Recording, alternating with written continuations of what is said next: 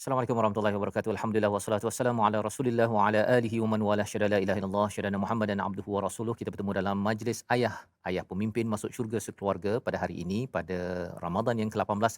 Kita doakan pada Allah Subhanahu Wa taala terus memimpin hati-hati jiwa-jiwa kita semua, ayah-ayah yang bersama, ibu-ibu yang menemankan ayah dan juga bagi anak-anak ya, pada adik-adik yang mengikuti untuk kita memahami ya satu masa nanti kita juga akan menjadi ayah ataupun ibu yang perlukan panduan sebagaimana yang dibincangkan dalam majlis ayah sehingga episod yang ke-18 pada hari ini.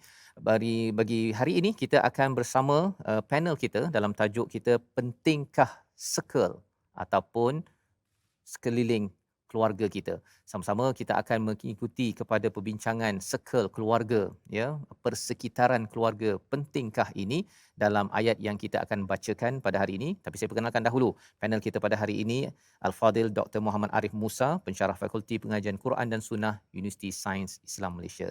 Ahlan Ustaz, apa khabar? Ahlan, terima kasih.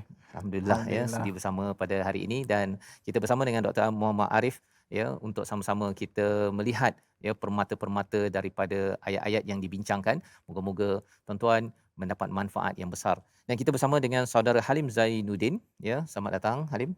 Selamat Ya, datang. terima kasih bersama pada hari ini qari kita yang akan menemankan sepanjang hampir 1 jam ini untuk kita sama-sama melihat kepada ayat suci Al-Quran, mendengar dan tuan-tuan dijemput juga membuka halaman 416 pada hari ini.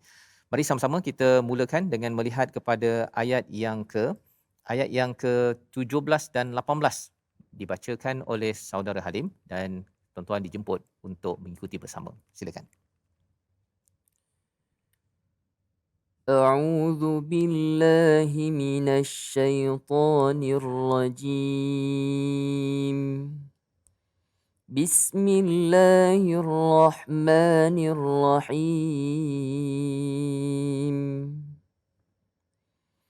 فلا تعلم نفس ما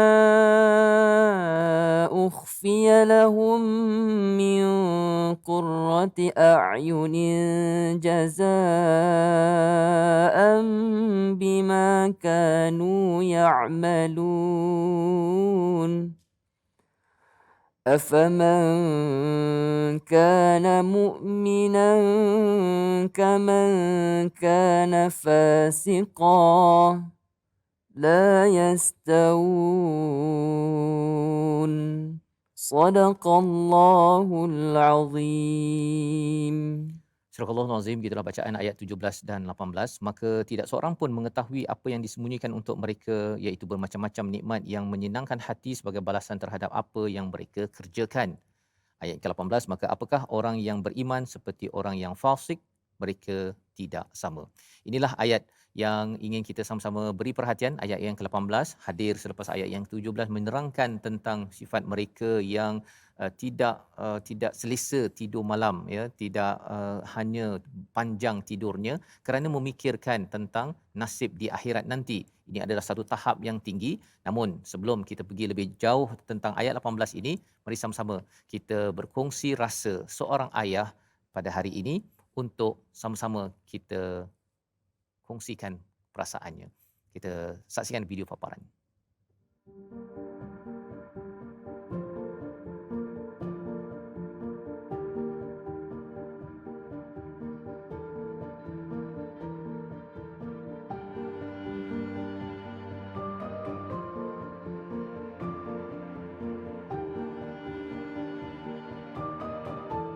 Circle ni apa? Circle ni sebenarnya dia banyak istilah. Tapi yang paling kalau kita nak relate dengan keadaan semasa ni, circle ni sebenarnya adalah siapa, kalau kita cerita tentang circle anak. Siapakah circle anak? Circle anak ni adalah siapa yang anak kita spend most of the time with. Siapa yang anak kita paling banyak spend masa. Contohnya kalau anak kita ni jenis gamers. Kan? Orang sekarang kan gamers kan. Jadi itulah circle mereka. Maksudnya dia spend masa banyak dengan kawan-kawan digital. Maka itulah circle dia. Dan juga sama juga kalau dia banyak spend masa dekat sekolah asrama contohnya.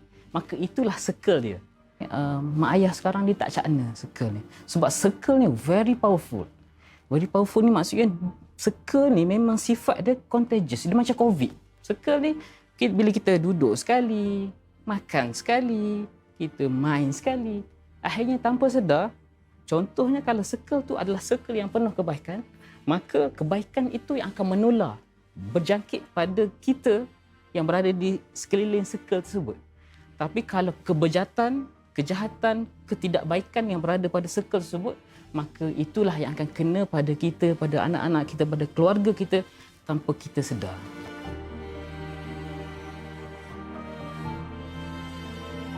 Kita kena tahu, antara tanggungjawab seorang ayah yang tak ramai tahu adalah memilih kejiranan yang baik. Bila saya tahu tanggungjawab seorang ayah adalah memilih kejiranan yang baik. Sebab apa? Kejiranan itu sebenarnya adalah circle kepada isteri saya, anak-anak saya.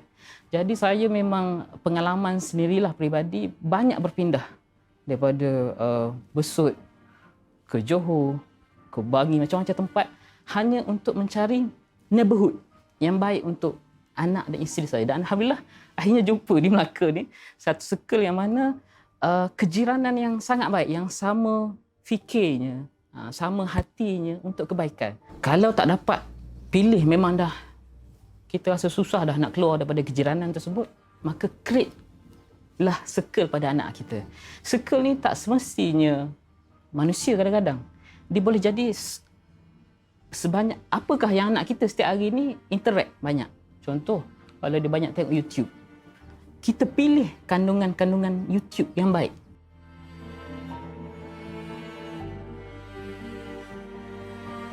Saya sendiri, personally, saya memerhati.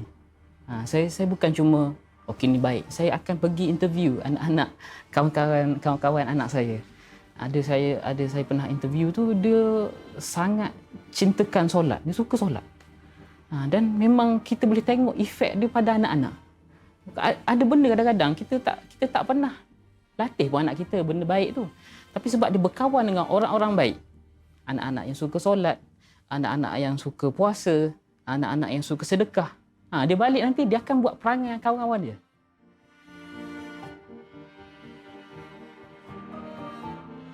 Kita ayah lah ataupun penjaga kepada anak ni, dia kena pilih circle anak dia. Kadang-kadang kita pun susah nak jaga kan. Tapi kita maksudnya kita kena pilih tu sebelum dia masuk circle tu. Contoh, pilih sekolah dia. Pergi interview cikgu dia, pergi interview kawan-kawan dia dulu sebelum masuk. Ataupun kita tengok sejarah sekolah tu macam mana. Ataupun kalau anak kita masuk asrama penuh, tengok dulu tempat tu. Tu adalah kewajipan kita. Tak ramai mak ayah buat sekarang adalah dia kena carikan PIC ataupun person in charge untuk jaga anak dia sebenarnya. Dia tak boleh lepas itu macam pandai-pandai kau hidup, tak boleh. Cari tahu, kena cari siapa person in charge yang akan tolong tengokkan anak kita. So contoh, ustaz kat situ ke, ataupun kalau dia ada abang pergi sekali, abang dia ke, ataupun siapa-siapa yang kita percaya. Jangan yang kita tak percaya, yang kita tahu akhlak, budi dia, kebaikan dia, dia punya karakter dia macam mana, untuk jadi PIC, person in charge. Terutamanya anak perempuan. Anak lelaki ni mungkin dia tak begitu crucial, tapi pada anak perempuan ni sangat perlukan wali.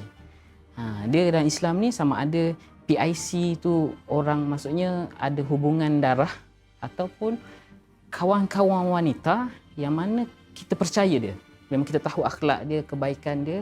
So apa sekalipun yang kita dah belajar, kita dah usaha buat semua, akhir sekali adalah kita kena serahkan balik, kena doa balik, minta Allah bantulah.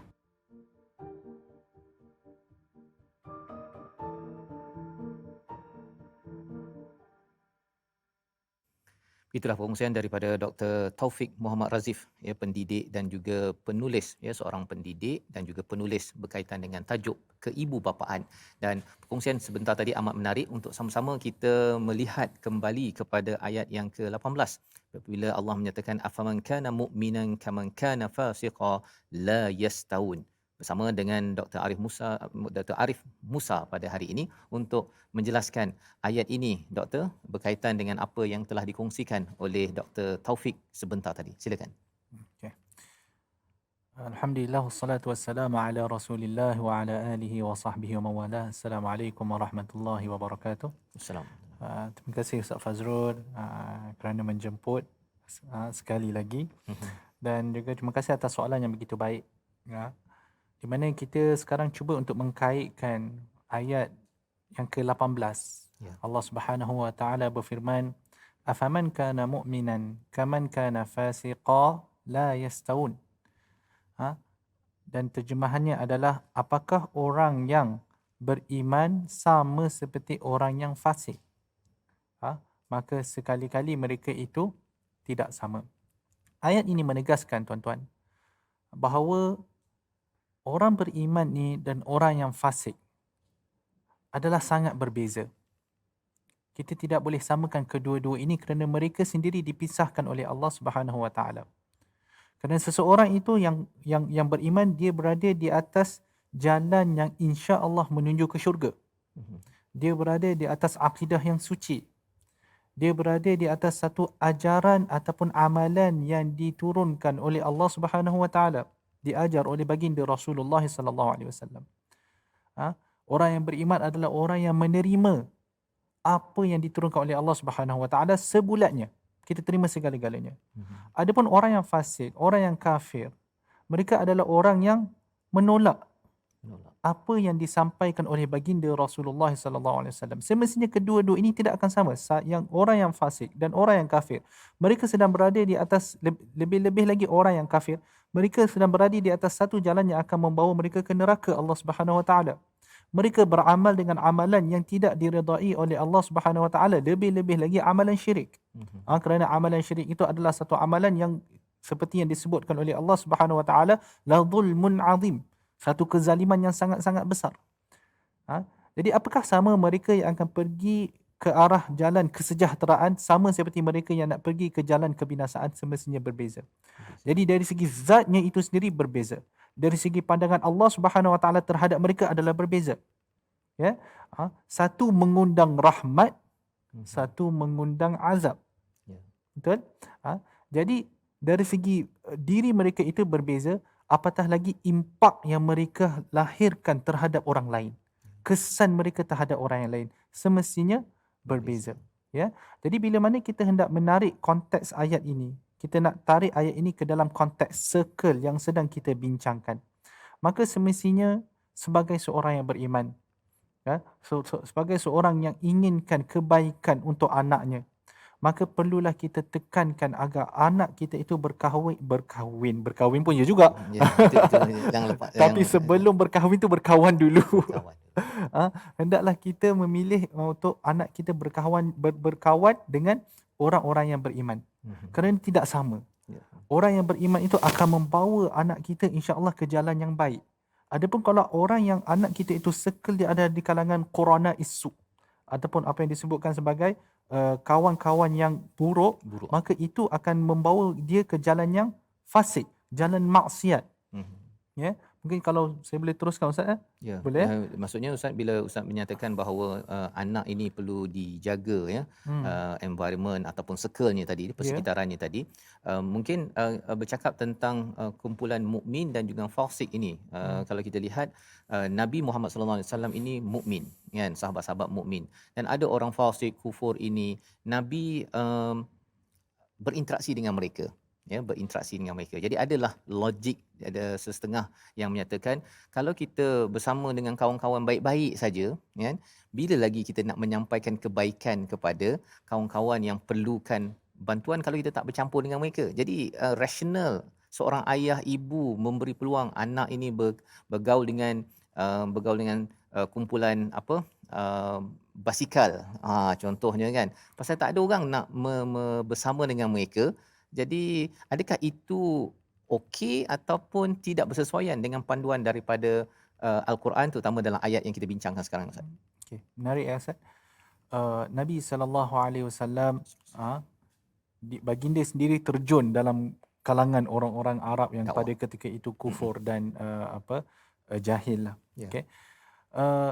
Itu kita kena membezakan antara tugas seorang pendakwah dan juga berkawan.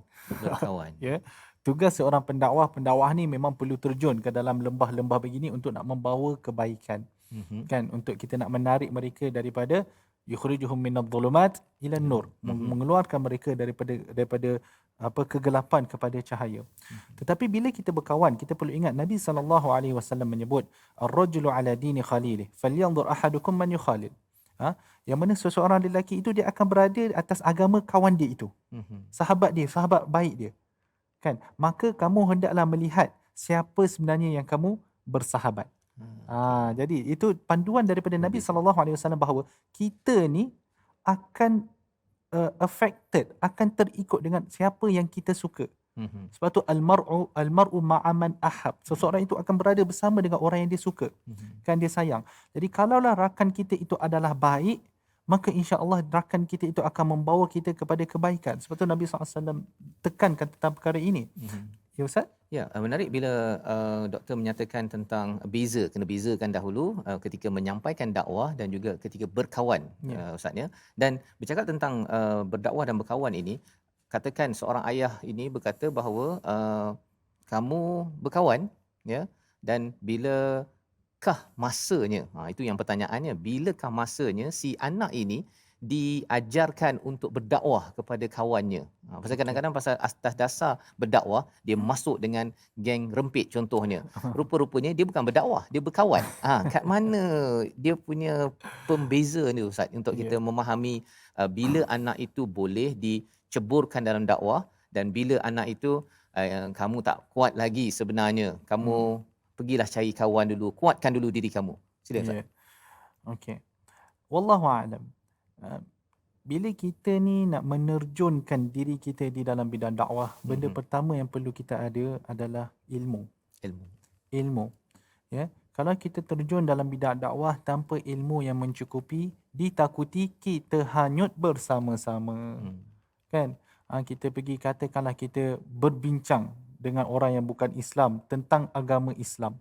Kan? Contoh kita nak berdakwah tapi kita tidak ada ilmu. Kena orang tu kilas sikit, bagi hujah yang mengelirukan sikit, akhirnya kita pun hanyut bersama-sama dengan dia. Jadi sebenarnya ilmu itu sangat penting. Ya. Jadi saya rasa dalam keadaan kita mendidik anak kita, belum masanya untuk kita menerjunkan dia dalam bidang dakwah. Ini adalah tahap kita mentarbiah dia. Kita membentuk peribadi dia, membentuk perilaku dia supaya dia menjadi seorang yang bersedia. Dari segi ilmu dia, dari segi pendiriannya, dari segi akhlaknya dia bersedia. Bila dia dah bersedia, dia sendiri akan terjun ke sana dan cuba untuk membawa orang lain, al-amru bil ma'ruf wan nahyu 'anil munkar, membawa orang lain keluar daripada apa-apa kancah kebinasaan yang sedang mereka duduk di dalamnya. Jadi pendek kata, tugas kita sebagai seorang ayah ya adalah perlu kita melihat anak kita ni, macam yang disebutkan oleh Dr. Taufik tadi, sangat penting bahawa kita perlu melihat circle anak kita. Lihat siapakah yang mereka berkawan, kerana keadaan sekeliling itu yang akan memberi kesan kepada anak-anak kita. Ya, jadi lihat saja kepada kisah seorang lelaki dari yang bunuh 99 orang dan akhirnya dia membunuh orang yang ke-100. Betul tak? Betul. Orang yang terakhir yang dia berjumpa, iaitu orang alim tersebut, memberi nasihat agar dia berpindah daripada tempat yang dia sedang duduk ke tempat yang lain. Kenapa? Kerana keadaan dia pada masa di dalam tu membuatkan dia rasa nak membunuh orang. Kan? Tak tahulah apa dendam yang dia ada ke, kita tak tahu kisah dia secara spesifik lah. Tapi keadaan sekeliling tu membuatkan dia rasa membunuh orang. Jadi untuk nak bertaubat, untuk nak berubah, nak mengubah diri dia, dia perlu berhijrah pergi ke tempat yang lain. Kerana kita cakaplah macam mana pun manusia, macam mana kuat pendirian kita, kalau kita tidak dikelilingi oleh orang-orang yang baik, kita pun akan ke laut juga. Kan? Jadi sebab tu penting ya tuan-tuan, bahawa kita perlu melihat siapakah anak-anak kita berkawan. Kan? Kita tengok siapa yang dia berkawan, kita cuba perkenalkan dia dengan lagi-lagi ahli-ahli agama, orang-orang surau, orang-orang masjid, para-para asatizah, kan? Hantar dia. Kenapa kita hantar dia pergi sekolah apa? Hantar dia pergi sekolah agama, supaya dia berkawan dengan para-para asatizah macam itulah, supaya dia berkawan dengan orang-orang yang baik. Jadi jelas di situ sebenarnya dalam membezakan di antara kawan dan juga masa untuk berdakwah itu sudah tentunya perlukan ilmu Ustaz ya, dan proses tarbiyah itu adalah proses yang penting bagi seorang ayah dan ibu yang perlu dilaksanakan pada anak. Dan mungkin kalau saudara Halim dalam usia yang begini ya, mungkin ada pengalaman bagaimana mak memberi pesanan ya bila dah masuk universiti ke sekolah menengah dulu ke, kalaulah ada ya, ataupun mungkin ketika bersama ayah ya, saudara Halim 13 tahun bersama ayah, ada pesanan-pesanan ayah ke ibu yang menekankan tentang siapa kawan kamu. Kalau saudara Halim boleh kongsikan dan apa kesannya sampai sekarang ini, sila. Baik, terima kasih Ustaz Fazrul. Sebenarnya saya nak cerita masa saya kecil dulu bersama dengan ayah lah, dan masa saya kanak-kanak. Ayah banyak tekankan dengan saya, memang betul ayah saya tekankan dengan siapa saya berkawan. Kawan. Dulu saya masa kecil, saya kirakan saya ni memang umur dalam 9 tahun, 10 tahun. Saya ni memang kawan budak nakal. Saya pergi ke sungai, saya pergi ke hutan lah, semua jalan-jalan. Sampai ayah saya datang, bawa rotan. Masa tu bawa balik, ayah askar, pakai uniform lagi. Memang ayah bantai lah. Ya. Sebab ayah nak tekankan sebenarnya, perlunya kita cari circle yang baik. Sebab ayah, mesti seorang ayah nak bentuk anak yang jadi baik kan. Tapi saya dah besar sekarang, saya fikir, kalau kita nak pilih kawan ni, memang kita kena kawan semua. Tapi kita jangan terpengaruh macam Dr. Arif cakap. Kita kena ada ilmu. Semacam kita contoh macam ikan kat laut. Dia takkan jadi masin walaupun air laut tu masin. Jadinya kita jadi adaptable, tapi kita perlukan ilmu untuk kita tak terpengaruh. InsyaAllah. Ya, terima kasih diucapkan pada saudara Halim berkongsi ya nasihat daripada sang ayah ya. Kita doakan ayah anda kepada saudara Halim diberikan keampunan, diberikan rahmat ya apabila sudah bertugas ya 13 tahun mendidik saudara Halim, sehingga kan memberi kesan kepada hidup, sehingga kan memberi kesan pada saat ini. Tapi salah satu daripada bila ayah memberi tarbiyah, kadang-kadang ayah ni mengongkong lah. Contohnya ya, kerana asyik bagi kawan ini je, saya ada kawan pilihan saya. Bagaimana kita melihat perkara itu? Kita berehat sebentar dalam majlis ayah pemimpin masuk syurga sekeluarga.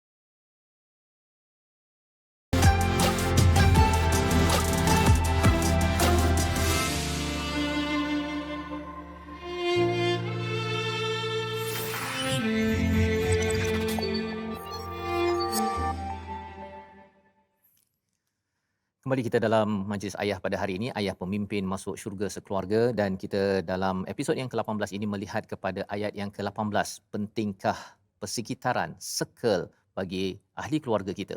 Dan kita berbincang pada bahagian yang pertama betapa pentingnya circle ini, betapa pentingnya ilmu dalam menguatkan tarbiyah daripada seorang ayah, daripada seorang ibu untuk si anak. Dan mengapa ia berlaku begitu? Kerana ia menentukan sama ada ia menjadi ikan. Menjadi ikan yang tidak masin walaupun lama berada di dalam laut. Hanya dengan kematian sahaja yang boleh menukarkan ikan menjadi ikan masin. Ini yang kita nak belajar bersama-sama pada hari ini dalam topik kita bersama dengan Dr. Muhammad Arif Musa. Dan sebentar tadi Doktor ya, kita sudah pun melihat kepada bagaimana kepentingan bersama dengan orang-orang baik, orang-orang beriman ini, kerana dua-dua ini tidak sama. Kita nak melihat kepada surah Al-Furqan, ayat yang ke-27 hingga 29, betapa pentingnya kawan dalam kehidupan. Kita baca dipimpin Al-Fadil Saudara Halim. Silakan.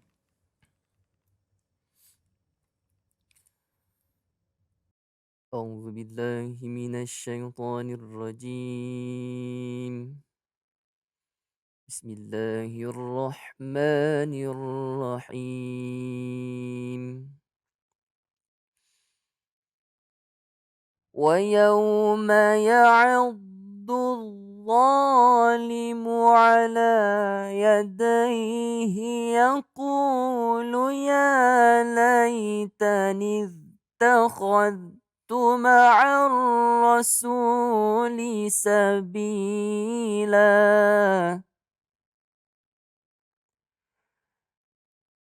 يا ويلتى ليتني لم أتخذ فلانا خليلا. لقد أضلني عن الذكر بعد إذ جاءني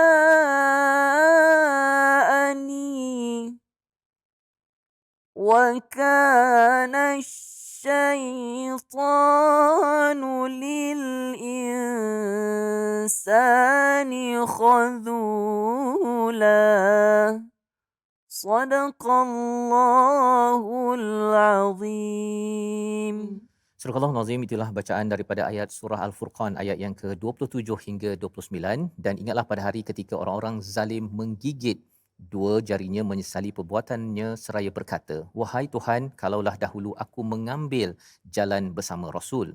Wahai Tuhan, celakanya aku kalaulah dahulu aku tidak menjadikannya si fulan itu sebagai teman akrabku.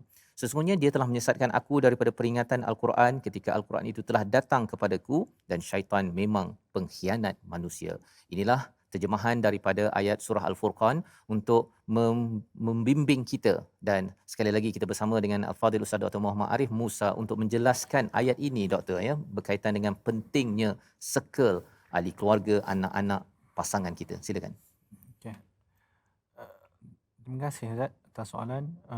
Saya ingin bawa satu hadis Nabi SAW yang mungkin boleh memberi pencerahan sedikitlah dalam bab ini, di mana Nabi SAW menyebut mathalul jalisus salih wa jalisus su' kahamilil misk wa nafihil kir. Yang mana Nabi SAW menyamakan orang sahabat yang baik, kan, dan orang yang kita duduk bersama sentiasa, sahabat yang baik dengan sahabat yang buruk adalah ibarat macam seorang pembawa minyak wangi dan juga seorang tukang besi. Okey. Yang mana fahamilul misk, maka pembawa tukang minyak wangi ni dia akan memberikan kebaikan kepada kita, dalam arti kata mungkin dia bagi minyak wangi dia tu free pada kita, ataupun dia jual minyak wangi tu pada kita, kita dapat juga manfaat, ataupun kita dapat bau-bauan yang baik daripada dia. Ya. Kan? Adapun jali susuk ni, orang-orang yang sahabat yang buruk ni, yang tidak baik ni, maka ibarat macam pembuat besi lah, orang yang nafihil kir ni. Yang mana mereka ini kemungkinan dia boleh membuat terbakar, kalau kita duduk rapat sangat dia terbakar kita punya baju, Nabi SAW kata, ataupun kita bau dengan bau-bauan yang tak berapa nak elok, muntinah. Ya, Nabi SAW kata. Jadi pendek kata, bila kita bersahabat, bila kita sering berdamping dengan seseorang, maka nak tak nak kita akan affected dengan dia. Kita akan terkesan dengan dia. Baiklah cakap macam mana pun. Dan saya rasa ramai kita di luar sana, kita dah lihat sendiri. Kerana kita berkawan dengan fulan, maka lama-lama kita mengikut corak pemikiran dia, corak gaya cakap dia. Kan? Kadang-kadang kalau kita masuk pada golongan para asatizah, kita lihat cara kita bercakap pun berubah. Suatu kita melihat kalau para asatizah bercakap dengan orang yang bukan di dalam bidang agama, cara bercakap pun dah berbeza. Yang sebelah sini dengan anak anta. Sebelah ni aku kau. Tengok cara bercakap tu sendiri dah berbeza. Benda yang dibincangkan pun berbeza. Betul tak? Para asatizah mungkin akan bincang beberapa benda. Mungkin mereka berlawak juga, tapi dalam kerangka had dia.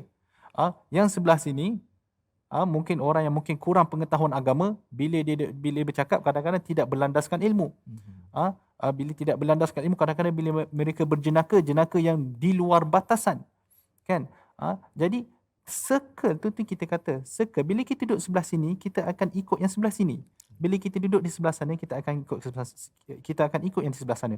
Sebab tu ada setengah mak ayah yang sangat-sangat pentingkan perkara ini.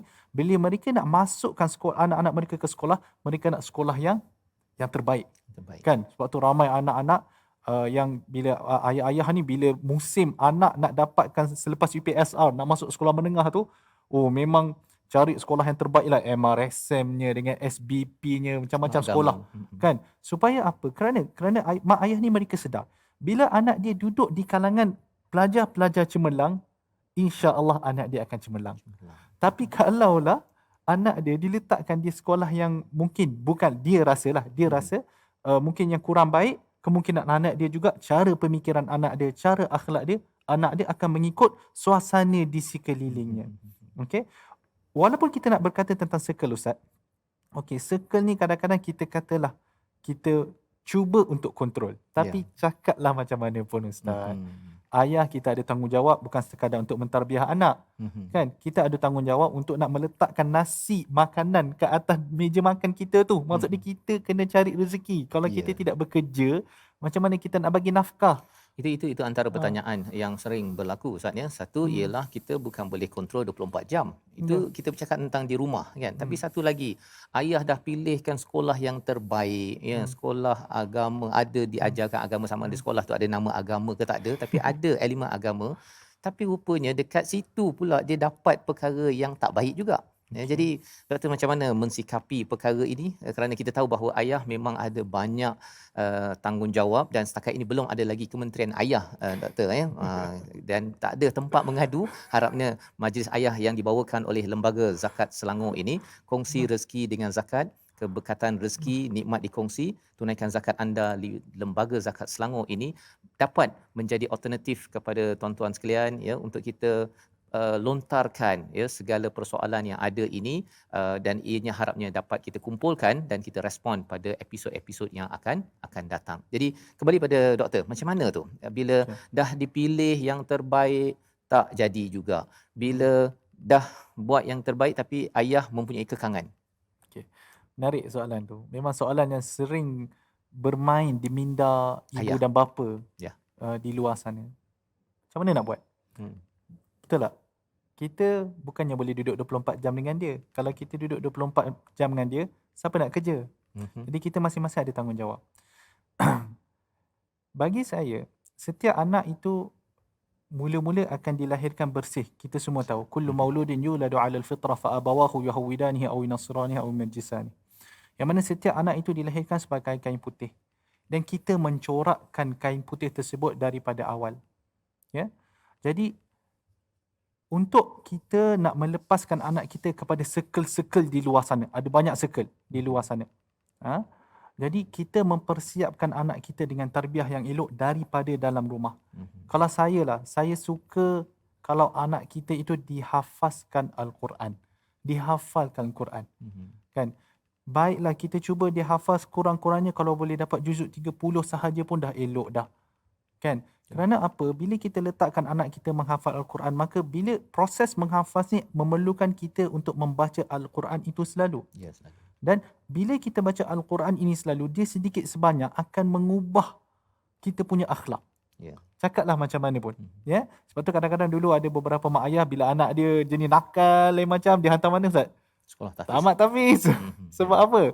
Sebab mengharapkan daripada Al-Quran itu akan mengubah peribadi anak dia. Jadi kalaulah kita dah letakkan Al-Quran, di dalam diri anak kita, dia menghafaz Al-Quran. Jadi bila mana dia menghafaz Al-Quran, maka insya-Allah Al-Quran itu, kerana Al-Quran itu Allah SWT akan menjaga dia. Ihfazillah yahfazak. Jaga Allah, jaga hak Allah, nescaya Allah akan menjaga kamu. Jadi kita biarkan anak kita menjaga kalam Allah. Bagaimana kita jaga kalam Allah ni tuan-tuan? Dengan menghafaz Al-Quran, salah satunya.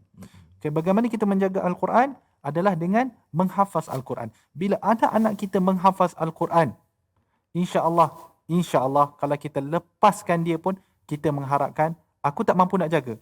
Siapa yang aku nak serahkan? Nak serahkan pada siapa anak aku ni? Kita serahkan dia kepada Allah Subhanahu Wa Taala. Baik, terima kasih ucapkan pada Dr. Arif. Ini mesej kepada pendidik-pendidik di sekolah, walaupun ada agama, sekolah agama ataupun tidak, sebenarnya elemen Quran ini perlu dibina dan bagi rumah-rumah, maksudnya anak tak masuk lagi sekolah asrama ataupun tidak ke asrama, Quran itu perlu dibekalkan agar anak ini jaga Quran, dan sudah tentunya jika dia jaga Allah, Allah pasti akan jaga kepada anak kita. Ketika kita tidak mampu 24 jam menjaga anak, apatah lagi kalau dah keluar asrama, Ustaz ya, keluar asrama ataupun ada yang kata tak payah duduk asrama lah kan. Tapi bila universiti pergi asrama juga. Kalau tidak pergi universiti, ada ke yang tak pergi asrama? Ada juga, berulang-alik kan, dekat, cari universiti paling dekat, tapi suatu hari akan keluar juga. Dan apabila kita merujuk kepada plakat yang ada ini, ya, sebenarnya di dalam bahagian yang di tengah-tengah itu, perjuangan ayah masuk syurga sekeluarga, kita ada elemen akidah, ya, betapa pentingnya perjuangan ayah untuk menekankan tentang akidah dalam diri ayah, dalam diri anak, di mana kita tahu bahawa salah satunya tentang qada qadar Allah Subhanahu taala. Dalam usaha kita menjaga yang terbaik ini, kita bergantung pada Allah, dan kita tahu ada qada qadar, maksudnya ada ketentuan-ketentuan ujian yang melanda dalam hidup kita pun. Ada yang benda tak jadi, ada yang jadi, Ustaz ya, ada yang baik, ada yang tersilap. Tetapi bila dibekalkan Al-Quran sebentar tadi, cepat-cepatlah ya Allah akan berikan hidayah untuk istighfar dan taubat, dan itu yang diperlukan oleh anak kita. Ya, elemen-elemen yang ada di dalam Al-Quran ini berbanding dengan dia ingat mak. Ada yang mak ayah bila hantar asrama bagi gambar kan, bagi gambar, nanti kamu ingat ya, abah ni berkorban apa sebagainya, apa-apa kamu nak buat jahat ingat ayah. Kan, ada yang buat nasihat begitu kan. Apa pendapat doktor tentang perkara tersebut? Tentang apa? Pemberian gambar. Bagi gambar, nanti apa-apa kamu buat, ataupun ada lah cikgu yang kata kamu ingat mak ayah kamu yang kamu tinggalkan itu. Kan, ceramah motivasi lah ni, lepas tu dongeng anak tu kan.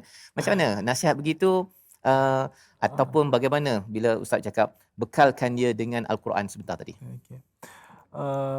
Jadi menjawab persoalan Ustaz, saya rasa tidak mudahlah untuk kita nak kata yang ni jadi, yang ni tak jadi. Kerana apa? Kerana setiap anak ini mempunyai corak peribadi dia yang tersendiri. Setengah anak ni mungkin kalau kita sebut kat dia pasal mak dengan ayah, dia lagi cepat. Lagi cepat. Cepat maksud dia lagi cepat mengambil pengajaran. Maksud dia memang tak nak buat sebab apa, memalukan mak ayah dia ke apa kan. Tapi dalam masa yang sama, yang tu kita boleh buat juga, tidak ada masalah. Tetapi dalam masa yang sama, kita perlu terapkan bab akidah yang Ustaz sebutkan tadi. Di mana kita tahu bahawa apa yang kita buat, Allah Sami'un Basir. Betul tak? Allah Maha mendengar, Allah Maha melihat, malaikat raqib atid mencatat kan, apa yang kita buat pada hari ini akan ada kesannya di hari esok. Jadi benda-benda pahala dan dosa ni perlu diterapkan daripada awal sebenarnya Ustaz. Kalau kita tidak menerapkan konsep pahala, dosa, syurga, neraka, yaumul mahsyar, azab kubur, kalau kita tidak menerapkan benda-benda ni daripada awal, maka bila anak itu membesar, dia tak rasa bahawa kepentingan benda-benda ni. Bila orang kata benda ni salah, dia kata nak buat macam mana? Ni pilihan saya. Ni cara saya. Jadi bila mana kita menerapkan ini menyalahi apa yang Rasulullah SAW buat, kamu tak malu ke membuat sesuatu yang Allah Subhanahu Wa Taala murka, kan? Contoh laki menjadi perempuan, perempuan menjadi laki, kan? Bila mereka ada kurang-kurangnya, orang kata sebab tu penting iman ni, iman hari akhirat, al-iman bil yaumil akhir tu penting. Kerana bila kita beriman dengan hari akhirat, iman kita itu akan membentuk segala perilaku kita. Kan, kita tahu kalau aku buat macam ni akan jadi. Kalau aku buat macam ni akan jadi. Jadi bagi mereka, sebagai contoh, saya nak bagi peringatan lah. Bagi mereka yang masih lagi dalam berbuat dosa-dosa yang besar ni, maka kena, orang kata, refresh baliklah iman dengan hari akhirat tu. Ingat balik kepada azab kubur, api neraka. Semua benda ni sangat penting dalam membentuk peribadi. Jadi sebab tu bila dengan anak-anak ni, kadang-kadang selain daripada nak bagi gambar tadilah, bukan saya kata tak boleh Ustaz, tapi pandangan saya, apa yang jalan boleh jalan je, selagi mana memberi kesan yang baik. Tetapi dalam masa yang sama, kita terapkan daripada kecil bahawa ini Allah Subhanahu Wa Taala tak suka. Adik jangan buat macam ni, ini Allah tak suka.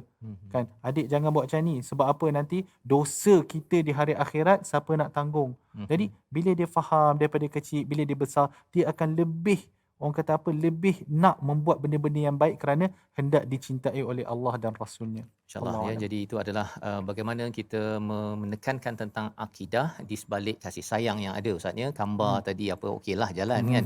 Tapi di sebalik itu uh, keprihatinan ya, kasih sayang kepada ibu ayah itu bukan hanya di dunia ini, kerana kita ingin membawa keluarga kita ya semuanya masuk syurga sekeluarga, dan itulah pentingnya circle keluarga ini kita jaga. Dan kita doa pada Allah Subhanahu Wa Taala sempena dalam bulan Ramadan al-Mubarak ini, kita mohon doa kita ini diangkat oleh Allah Subhanahu Wa Taala agar dimudahkan ya urusan kita mentarbiah anak-anak, mendidik anak-anak kita ketika di depan mata ya, dan juga Allah tetap menjaga anak-anak kita, ahli keluarga kita ketika kita tidak bersama di dunia ini. Jadi mari sama-sama kita doa di hujung ini bersama dipimpin Al-Fadhil Ustaz Dr. Arif. Silakan. Bismillahirrahmanirrahim. Alhamdulillahi rabbil alamin, wassalatu wassalamu ala rasulihil amin wa ala alihi wa sahbihi ajma'in. Allahumma ja'al jam'ana hadha jam'an marhuma wa tafarruqana min ba'dihi tafarruqan ma'suma wa la taj'al fina wa la ma'na shaqiyyan wa la mahruma wa la matruda. Rabbana hab lana min azwajina wa dhurriyyatina qurrata a'yun waj'alna lil muttaqina imama. Rabbi ja'alna muqimas salati wa min dhurriyyatina rabbana wa taqabbal du'aana. Rabbana atina fid dunya hasanah wa fil akhirati hasanatan wa qina adzaban nar. Ya Allah ya Tuhanku, Kau kurniakanlah kepada kami zuriat-zuriat yang soleh, zuriat-zuriat yang soleh yang beriman kepada Allah dan Rasulnya, zuriat-zuriat yang memperjuangkan Al-Quran dan beramal dengannya. Wassallallahu wasallam ala Sayyidina Muhammad wa ala alihi wa sahbihi wasallam walhamdulillahi rabbil alamin. Amin amin ya rabbal alamin. Moga-moga Allah mengabulkan doa kita pada Ramadan al-Mubarak ini untuk sama-sama Allah beri perhatian kepada anak kita Ustaz ya. Ya, kerana kita walaupun sama-sama suami isteri menjaga, tetapi rupa-rupanya 24 jam ini bukan kekuatan kita. Ia hanyalah kekuatan daripada Allah yang Maha Penjaga Al-Hafiz, dan moga-moga anak-anak dan ahli keluarga kita terus dipelihara sampai ke syurga nanti. Saya mengucapkan terima kasih kepada Al-Fadhil Ustaz Dr. Arif Musa dan juga saudara Halim ya, berkongsi ya bacaan dan juga ilmu pada hari ini, panduan agar kita sama-sama menjadi ayah yang memimpin masuk syurga sekeluarga. Kita bertemu lagi dalam majlis ayah pemimpin masuk syurga sekeluarga.